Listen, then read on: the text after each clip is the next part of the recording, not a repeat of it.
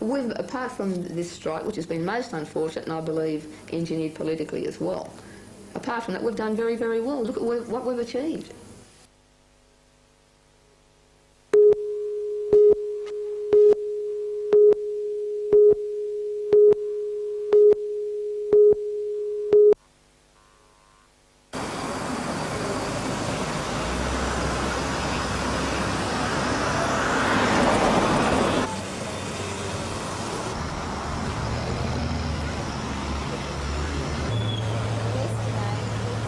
Well, I went over to try and enter the premises and the security man grabbed me and dragged me off the step.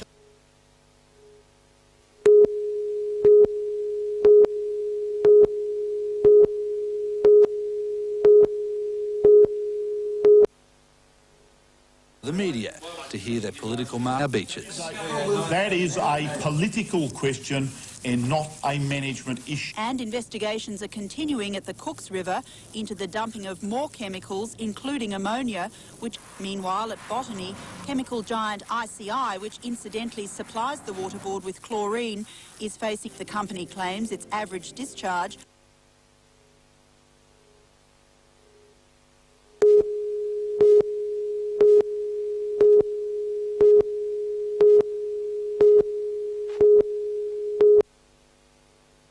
Tax file numbers after as many as 7% of them began turning up in the wrong hands. This woman's husband died 8 years ago.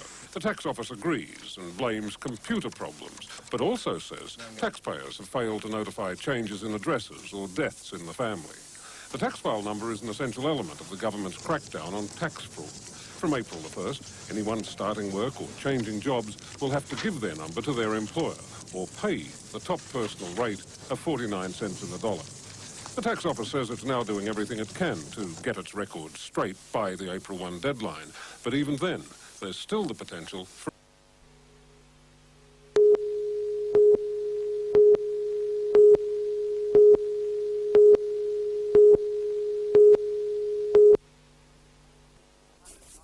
.196 centimetres tall and wearing size 13 boots, Stuart Quinn has the attributes to work as a peacekeeper. Stuart leaves on Sunday for Namibia with the 300-strong 17th Construction Squadron to join a United Nations group working in the area. After 17 years of war between Cuban-backed guerrillas and the South African Army, Namibia is now at peace. The Australian soldiers will help maintain that. After 2 years of training, Stuart is keen to get out in the field.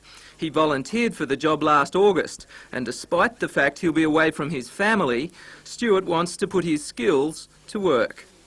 After doing your actual core training, you go on exercises, but you don't always do all your qualifications, what you've been trained to do.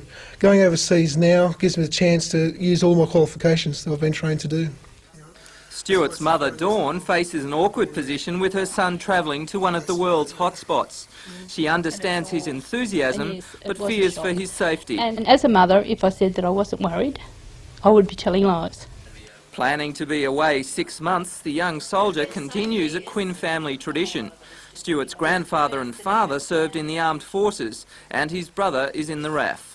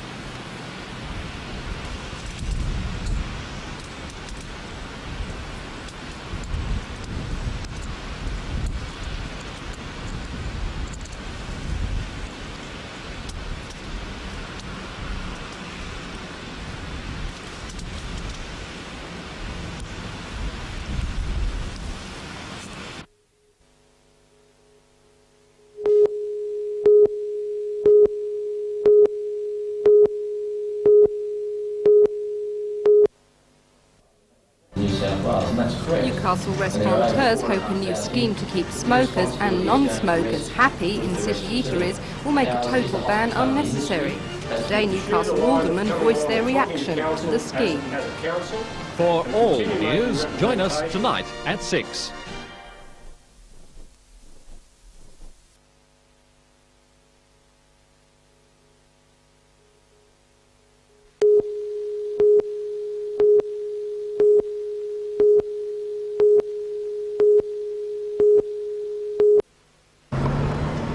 Doohan has found it hard to find form or rhythm in recent times, and today he was hammered out of the tournament by a very informed youngster, Michael Brown of New South Wales.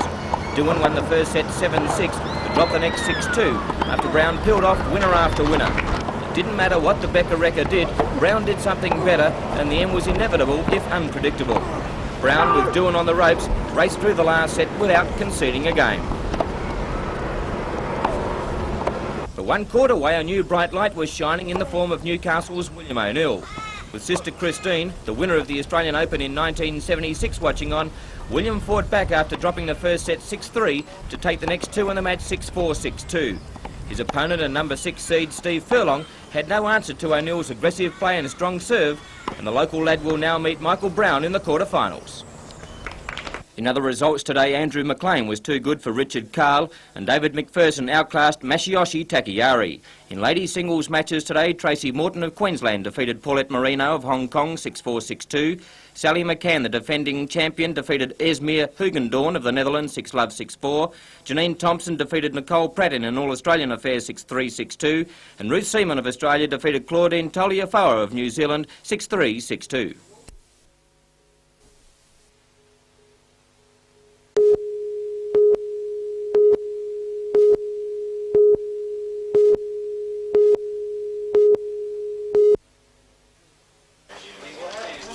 Almost 3,500 people will be involved in the telethon, taking pledges, appearing on the panel or working behind the scenes to ensure it all flows smoothly. The enormous task of coordinating their movements has meant hours of work for NBN staff and reams of paper. Their efforts will be put to the test from 8:30 tonight when the telethon officially begins.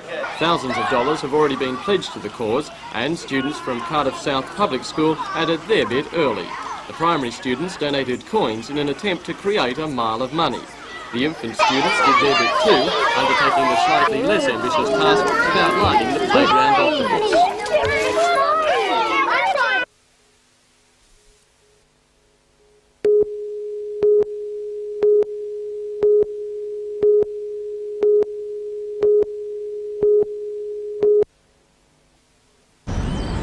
With the temperature in the mid to high 30s, a long drawn out match was the last thing O'Neill needed. But after a series of rallies like this, the 3-set match went for nearly 3.5 hours. Yesterday, Brown ousted Peter Doohan in the upset of the tournament, 6-7, 6-2, 6-love. But in today's seesawing match couldn't reproduce that magic form, although he still frustrated the Newcastle champion into errors. O'Neill plays in the semi-finals tomorrow morning against Victorian Andrew McLean, who continued the luck of the underdog today, outclassing number 1 seed Jamie Morgan 6-4, 6-3. In the other men's quarter-finals, Eddie Stewart from the US and David McPherson moved into the semis after victories today, with McPherson the only seeded player left in the competition. In the women's tournament, only one quarter-final was played, with Queenslander Tracy Morton defeating Renee Stubbs in 2 sets, 6-4, 7-6. Tracy moves on to the semis tomorrow against Queensland's Sally McCann, with top seed Janine Thompson playing Kiwi Ruth Seaman.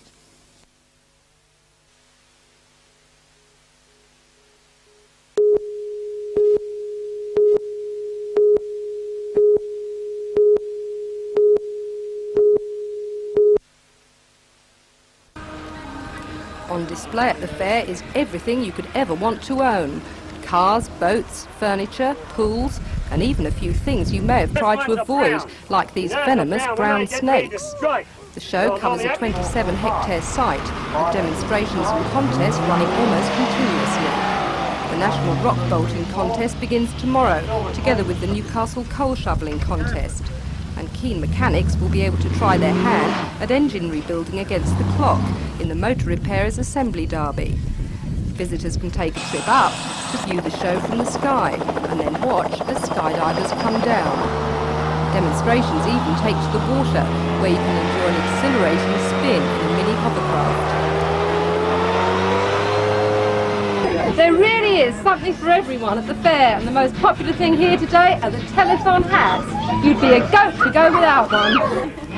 The show is hosted by the Combined Service Clubs of Toronto, and proceeds will go to local charities. Rebecca Skinner reporting for NBN News.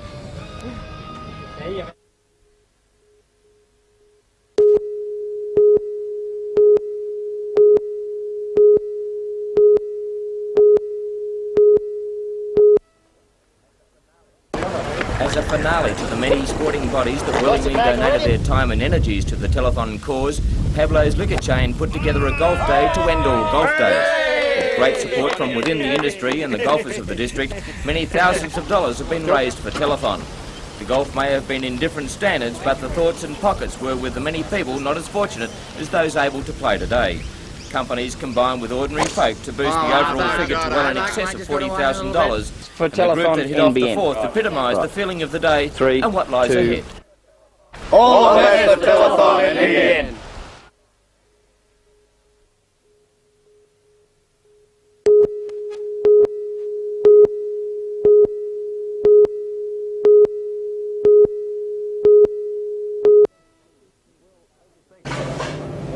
Thanks, Tracy. Well, as you can see, it's really just finishing touches going on down here now. The floor crews have been hard at it all day and the studio looks terrific. Here, of course, we have the main panel, and over here we have the band area and the performance areas all set up. Just down the corridor in Studio C, the phones are also set up and they're ready to go too. But it really is just the quiet before the storm. In just under an hour, this is going to be packed with people here, and it'll stay that way until 8:30 on Saturday night. Oh, and by the way, apologies to those children at that school who did such a good job fundraising this morning. That was Katara South, not Cardiff South, as I said. Anyway, thanks for everyone's support so far. Let's make Telethon 89 really great.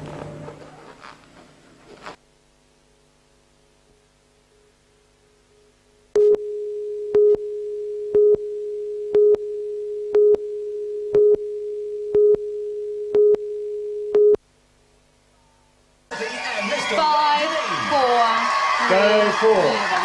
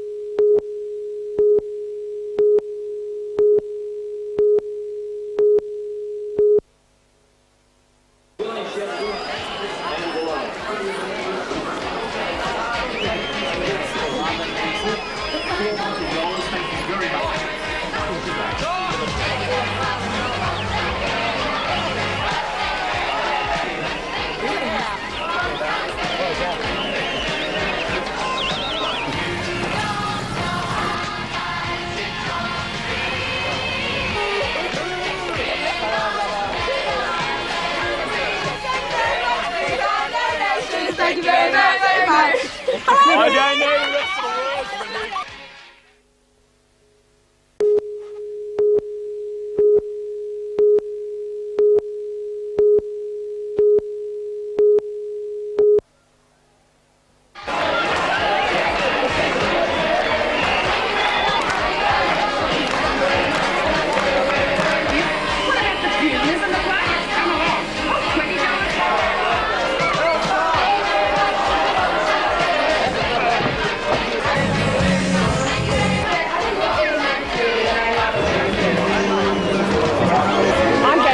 chicken now, and then I'm going to have some pizza.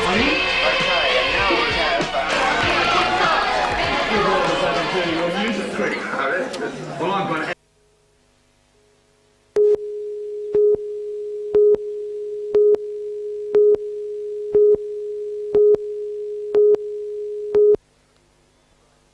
Wearing the Roman 10.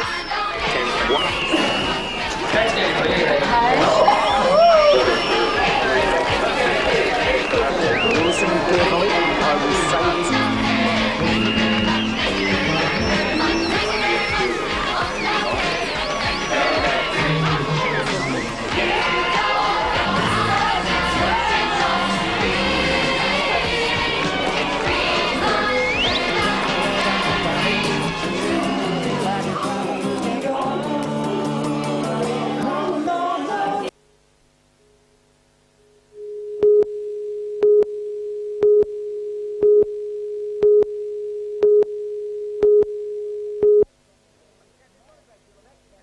Now, there's not a great deal of action happening down here. There is no action happening down here. What's that telephone number? It is 296 111, but...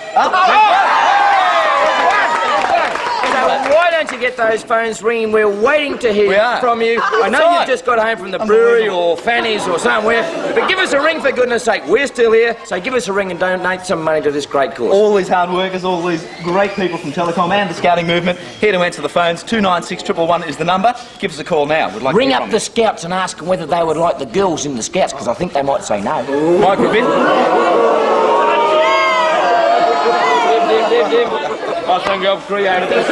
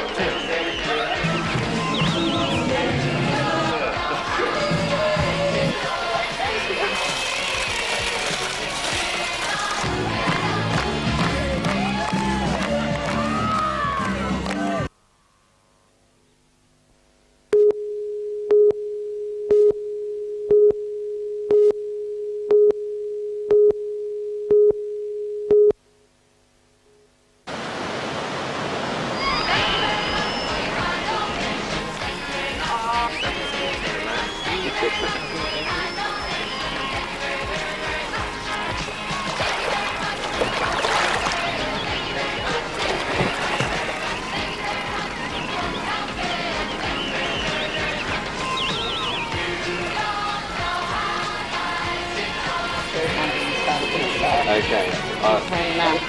Congratulations. Thank you.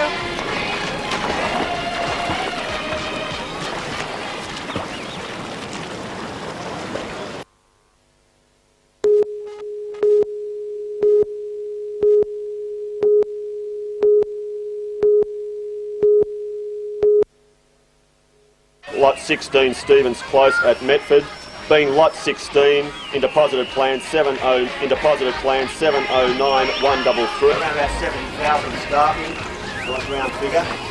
$65,000 is the opening offer. 67,000, sir. I'm looking for 1,000 quickly. 73,000, 74, sir. 74, 74. 76. Thank you. 76,000. Gonna go 76 for the third and final call. Well bought, madam. Congratulations, 76,000.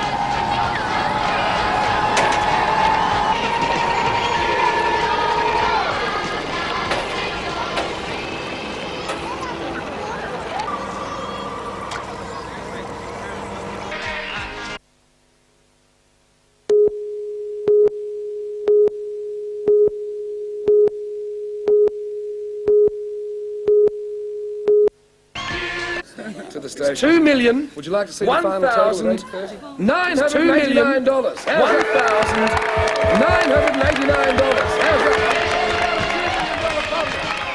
Within 3 minutes of telephone going on air on Friday night, there were 11,000 telephone pledges. Thousands of staff, volunteers and entertainers packed the studios for a marathon 24-hour fundraising extravaganza. At the close last night, donations had reached $2,001,989. A cast of 3,000 donated the energy and enthusiasm needed to boost enough funds to set up a melanoma research unit and hospice for palliative care in Newcastle. Today, NBN executives were finally able to relax and recap on the highlights of the record-breaking appeal. It is estimated that the amount raised is equivalent to a $3.80 donation from every man, woman and child in the NBN viewing area. This is believed to be the highest sum per capita raised anywhere in the world by a telethon. NBN chairman Joe Sweeney was delighted with the outcome. We didn't put a figure on it, and 2 million figure would just be, I thought, completely out of reach of our viewing, but they weren't. It was again. NBN will continue to count the cash over the next couple of months, and pledges can be paid into the Commonwealth Bank or direct to NBN Studios.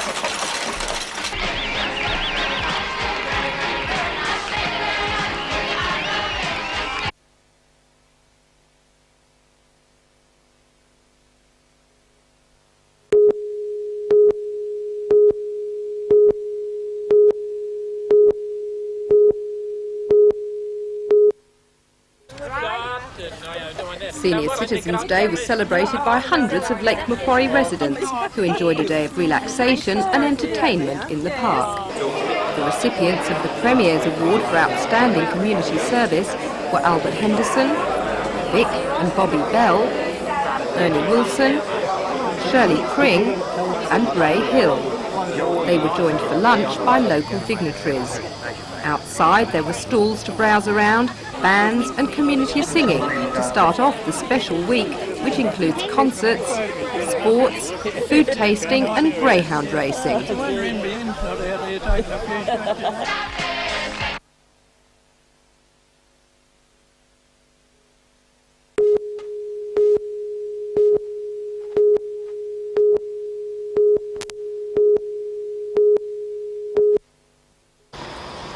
The women's event came down to a battle between the defending champion Sally McCann and seasoned campaigner Janine Thompson.